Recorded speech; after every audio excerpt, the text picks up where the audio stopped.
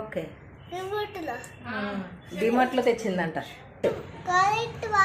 Okay okay. మూతలో ఉంది,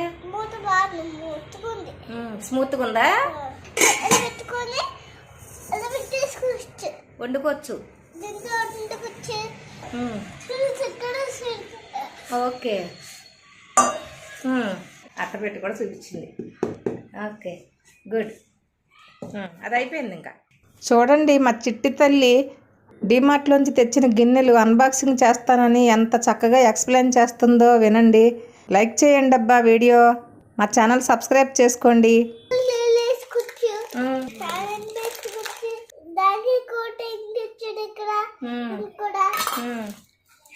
బాగున్నాయి. ఓకేనా?